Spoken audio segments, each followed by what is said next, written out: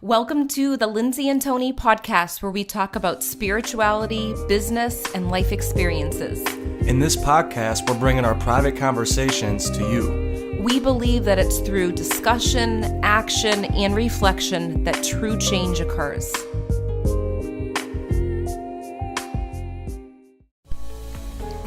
Hi everybody, welcome to episode 42, the 2 types of people all empaths must limit their association with. In this episode, you will learn all about the 2 types of people that are highly toxic for empaths and how to limit your association with them. Hi guys, welcome back. We're so excited that you're here. Today's episode is all about the 2 people that you should really limit your association with if you are an empath. Yes, and I believe, and Lindsay believes, everybody has empathic abilities. So I feel like everybody should pay attention to this. Yeah, so if you're like a highly sensitive person, you're always tuning in to different people when you walk into a room or when they walk into a room, listen up. Yes. So, where do we start? We already know the two main people. We do, and we've experienced a lot of different experiences with these type of people. Mm-hmm. So this is what we're speaking from. We're speaking from experience, and a lot of you, as we talk about these 2 types of people, you're going to resonate, I feel. Yeah. And you're going to realize that just how Lindsay and I did, we realized that we were people-pleasing these types of people. That's so true. And it was draining our energy. And that's the biggest thing, I believe, is you think you're doing something good for these types of people. And it's not saying these 2 types of people are horrible. They're not horrible people. Some of them, one type might do some horrible things.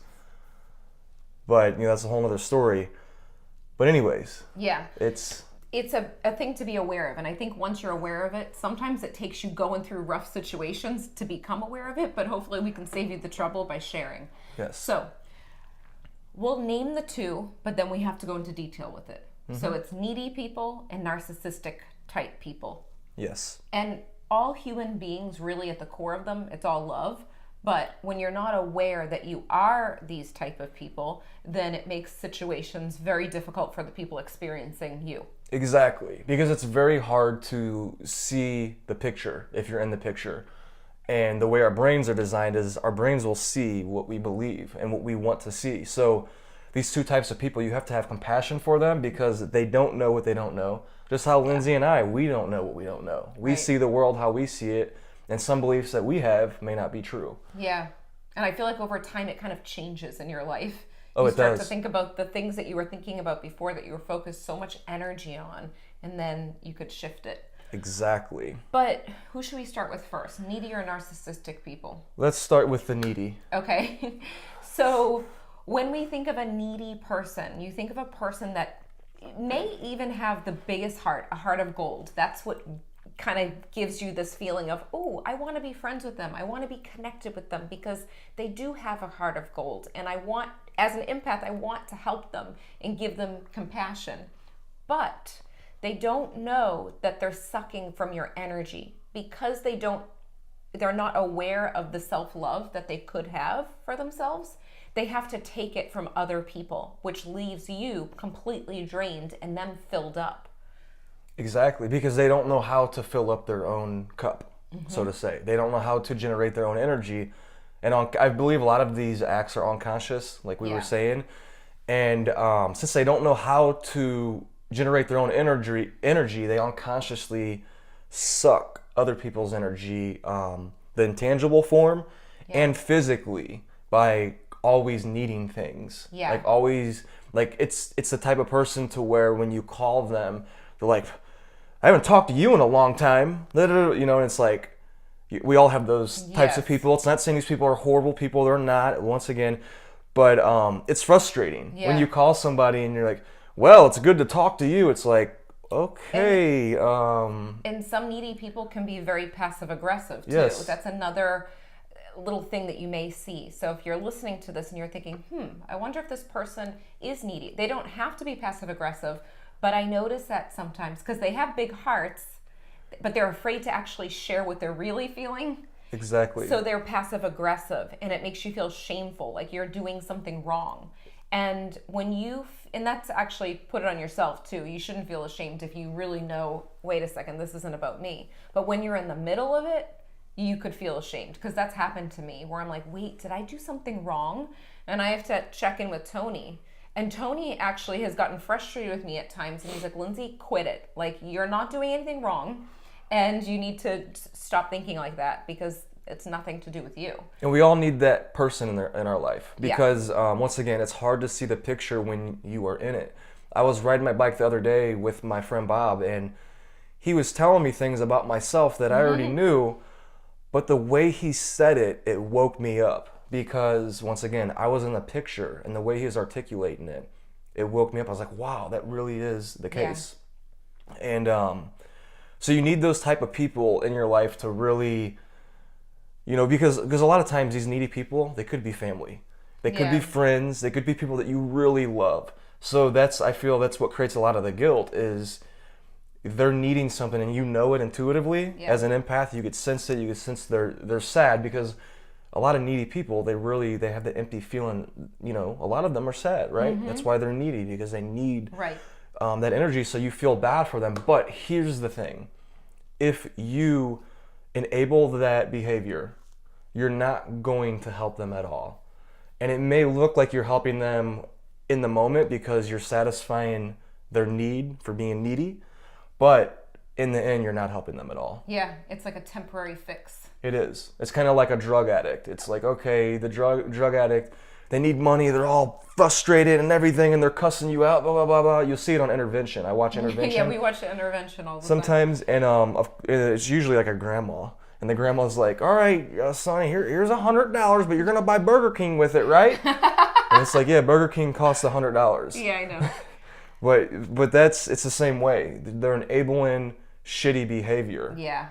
And it's not a good thing, because you're keeping that person sad much longer, actually, rather than if you were just express your truth to them in a loving way. You don't got to be an asshole about it. And those people that are needy are very intuitive, whether they know it or not, because they know exactly how to manipulate situations. They do. A lot of them are empaths. So let's look at that word empath. Just because you're an empath, it doesn't mean you're a good person. I don't like that good or bad person. It doesn't mean that you're doing things in an effective way. I'll put it that way.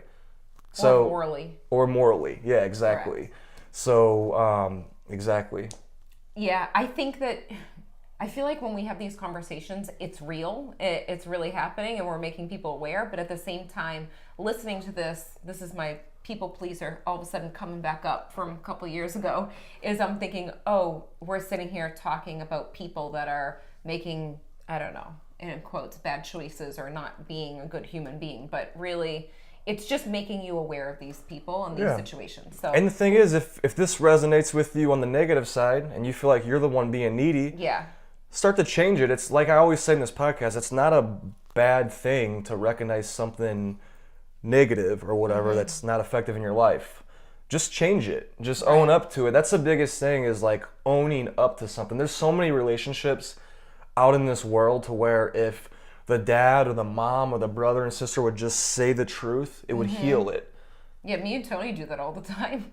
Oh yeah, and it makes us each other frustrated, but it's the most effective way for us. In the moment, it's frustrating, but after, it's something that's awakening. And especially if you're in a relationship with someone that's like your soulmate, then you're gonna push each other's buttons to make you aware of something that you need to be aware of. Exactly. And this needy you could go. No, go.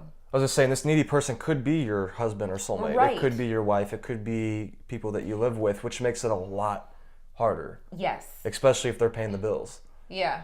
And I think with us, which is good, is we're so used to being independent that Tony will ride his bike and I'll do my thing, and then we come back together. So we don't, I used to say, oh, this would complete me if I was with someone. But really, if you're completed with another person, then you're half of a person. You're half of who you should be. Or you're needy. Yeah, exactly. If you need somebody else to complete you, and this is, once again, not to point out being mean to anybody. It's just, I feel it's the truth. Yeah, it is. If you're needy, it's frustrating. That's why it's important to be yourself and be comfortable with being yourself and then meeting someone. And if you're already in the relationship, and you're feeling like, oh, I need to backtrack, just be aware of what you can do. I think a lot of people think, well, how can I help my partner be better towards me and not needy? Instead of doing that, you step up and do the thing that would help you to spend time, like get a hobby, pretty much get a hobby. Exactly. That's a big thing. Like do something that you love and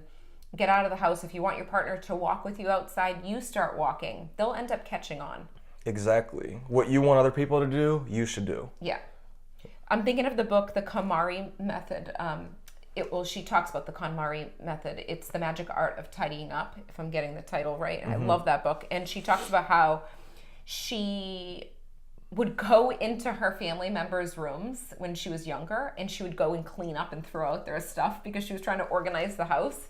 And she's like, it never worked. And what she realized later was when she started cleaning up her stuff, it was like a domino effect because they were watching her do it, and there was something with the energy that shifted. And I treat every situation like that. So if you want someone to do something, you start doing it. Exactly, because in the end, it's all about intention and energy. So when you're cleaning up your room, you're putting out the energy of cleaning up, cleaning up, cleaning up. What does that attract? Cleaning up, cleaning up. When you're cleaning other people's room, you're putting out the energy of, oh, I'm frustrated, I gotta clean up their room, I gotta clean up their room. And you're putting out a different kind of energy that doesn't attract necessarily them cleaning up their room. Right. You're more doing enabling behavior. So now it goes with the needy thing. So if you're finding other people being needy, or if you are one of those people and you're thinking, oh my gosh, I want to feel better about things, start taking time to be by yourself and know that you don't have to recharge off of other people. Because that's what needy people do. They feel the need to be recharging off of other people. They may recharge off of other people's problems. They may recharge off of other people's excitement. They'll do it in different ways. So just know that. Exactly. And a solution to this is self-care. One word or two? Is that two words? I think it's one hyphenated word. Hyphenated. Self-care, which means taking care of, in my definition, taking care of your thoughts, your body, your soul, your energy, everything that has to do with you. You're taking care of it in ways that work for you. And exercise and meditation and massaging and anything that centers yourself. That's the solution to being needy. If you start to figure out ways of being that allows yourself to generate enough energy for you, you're not going to be needy anymore. Yeah, that's very true. Let's move along to the next one.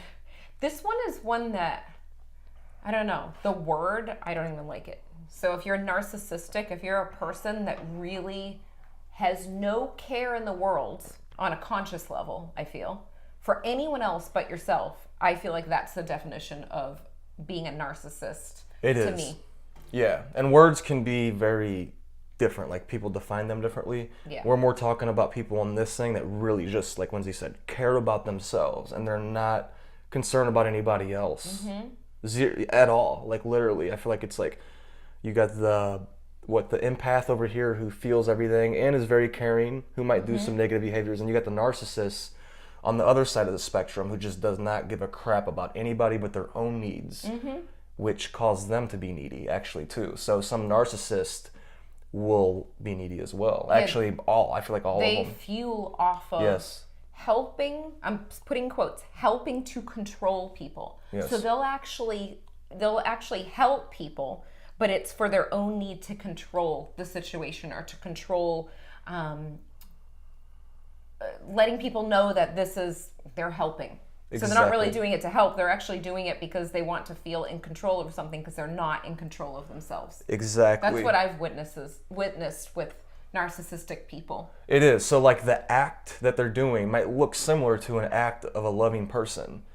But like we all know, it's the energy you're doing it with that matters. And with narcissistic people, they're doing it to satisfy that need in their mind of, wait, if I do this, then they'll do that for me, and then I got my need. And it's a lot of manipulation where they'll actually twist your words. And I've seen this outside. Luckily, I haven't really come into contact direct with a narcissist. I actually haven't experienced it myself, but I've experienced it with a really good friend of mine that she was sucked into something because she's such a big-hearted person. So what happens is the narcissistic people will get attracted to people that they'll prey on people that have that big heart, and that's the thing. because their number one thing is, how can I satisfy my needs? Right. And then it makes sense, right? Oh, wait, look at that lady. She's got a big heart. She'll do whatever I ask. And what I noticed was too, is words will be interchanged, and it will make the empath, the highly sensitive person, become so self-conscious of, oh, did I do something wrong? Or am I not doing something good enough? Because that's what they're telling them. So Exactly. if you're listening to this and you've experienced a narcissistic person, you know exactly what I'm talking about. Exactly. It's a dangerous, dangerous situation. It could be very bad, actually. Yeah. And you can get hooked into staying with that person because you're on a roller coaster ride. So you're going up and you feel on a high. They get you on a high. They know exactly where to get you. And when you are on a high with them, it lasts for a short amount of time. And then you go down and you start feeling down about yourself. And then you go up because you're recharging your own energy aside from them. I've noticed this. But the moment you're on a high by yourself, something's wrong. There's always something that comes up like, oh, you're not doing it exactly how you should do it. And then you go down. So you feel insecure, and there's this up and down roller coaster ride. Yeah, and it's not like life is up and down, but this is like, bam! Like this is like the most. It's mind games. This is like the craziest roller coaster you've ever rolled on. Like it doesn't even exist. Right. Physically. And do you feel like narcissistic people? I don't know. I feel like there's different phases in people's lives where I believe always people can change if they really want to. They can. But they can. Like narcissistic people, it's the same thing as empaths. I don't feel like they're evil people. Like some, I know we could have a debate with that and all that, but me personally, in my heart, I feel like everything is designed and it's everything's happened exactly how it should for the growth of everybody and everything in the universe. And the narcissistic people are just part of this. And in my opinion, they're still love. They can change. And the best way they can change is by everybody just speaking their truth. Because if they start hearing the truth more and more and more, that, you keep planting seeds and eventually something manifests. Yeah. But never fight with a narcissist, because you will never come out on the other end of you'll never feel understood. No, that's their game. That's their game. So it's like they like to suck you into a debate. Yeah. Because they have power. And then you think, oh, am I wrong? But it's not about right or wrong. It's just about, I'm not going to allow this energy into my energy field. Like, I'm done with this conversation, and you walk away.